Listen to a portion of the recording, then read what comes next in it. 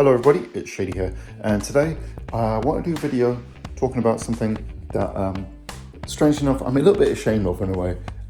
I'm like actually super hyped for Assassin's Creed Shadow, and I know I probably shouldn't be, because as we know with Ubisoft and with the Assassin's Creed games, these games, they just have an issue with being so kind of drawn out and like so padded, and there's so much going on, and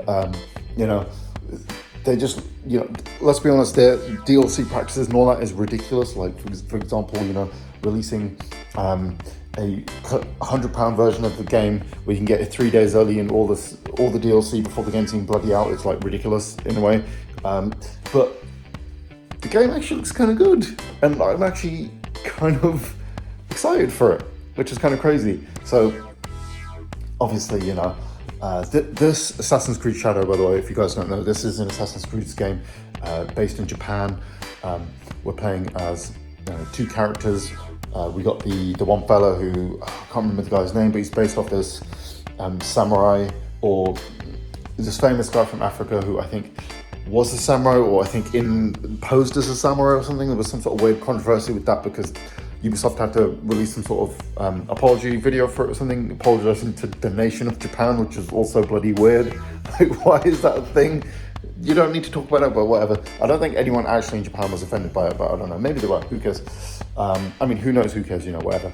And then obviously we play as a female character who is like a shinobi or something. So basically, by the looks of it, unlike, obviously, this is going to be the kind of Odyssey, Origins, Valhalla style of Assassin's Creed game, where it's basically RPG light, if you will. But obviously in this game it's a little bit different. Valhalla, we had dual protagonists, and you had the I think Odyssey as well, but you had to choose between one or two, male or female. In this one, we're playing as both, and you basically get to select which one you play as. I'm assuming how it's going to work is you have some missions you have to play as either one, and then you get the option of both maybe. It's very similar to Rise of Ronin, or if you guys played that game where you have two characters and you basically select which one you get to use. But it's a bit different because obviously that's a bit of a Souls-like type of game in terms of the gameplay. And I think both characters basically play the same. In this one, it looks like I want to say the guy's name is Yusuke, but I don't think that's his name. We're just going to call him that anyway. But basically, when you play as that guy, the samurai dude, it plays more of an action game, more like your Valhallas and your Odysseys and all them.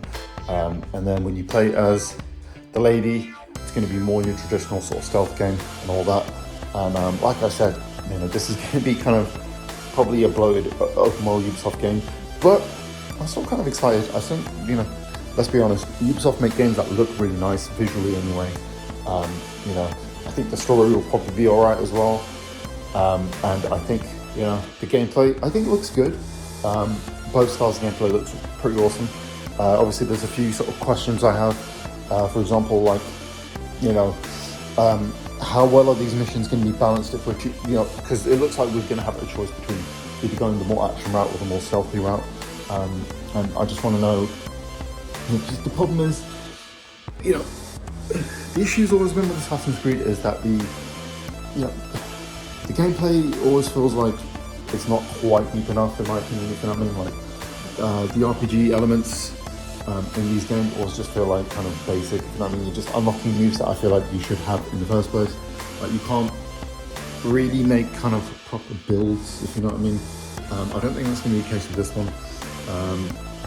Because I'm assuming they both play very different anyway, if you know what I mean. Like, obviously they've already shown, I think, a heavy weapon with the main dude or something, and I'm assuming he'll probably have like a couple of different weapons, but ultimately he's just going to be a bit more brutal in the way he attacks, and the lady she attacks a bit more quicker and everything. So yeah, I'm assuming there's going to be limited weapons between what you get for both characters, but I'm not too sure on that. But yeah, I think the whole Japanese setting is awesome. It's a setting that I'm actually really excited for. Obviously, I think the last proper cool setting in Assassin's Creed was probably Odyssey, in my opinion. Valhalla was cool. It was nice to see Britain in England, for example, because that's where I live. It's so cool. But yeah, I have to say that I'm actually super excited because it's a setting that just is really awesome. It's a period of time. I think it's a feudal period or something, so it's going to be a period of time. I'm just looking forward to seeing what historical figures we get to interact with and all that sort of stuff. And yeah, I think the main thing they need to do is, obviously, if we're gonna take Valhalla as the base anyway, the main thing they have to do is just make the game less bloated. Because I don't know, this is always like I said, this is my problem with the Ubisoft games. They always feel like they're too long. Valhalla felt like a 40-50 hour game that was stretched to over 100 hours, and that's the key issue. The problem Ubisoft have in their overall kind of what's the word I'm looking for here, but the gameplay loop of these games is always like way too repetitive. Like, we need some variation in that. I'm hoping that this game does that, because the fact that we're able to take a more stealthy or a more actiony approach, I'm hoping that kind of mitigates that maybe. And obviously, I don't know about the terms of the world size, but I'm hoping we can have a bit of a smaller map. I don't know if you guys played Mirage, but what made Mirage really cool, obviously it was more of a throwback game, it's a different type of Assassin's Creed game, but what made it great is the map was actually kind of tiny and more condensed, and I think it made for a better game overall, really. So, I hope they've taken some cues from that game. I know it got kind of mixed reviews as well. People didn't really rate it super high, which I get, because it felt like, I get and I don't get in the same way. I get because people felt like it didn't innovate enough, but at the same time, this was a throwback game. It was basically AC1 remade in all but name, so I also felt like those kind of, those criticisms were a bit invalid in a way as well.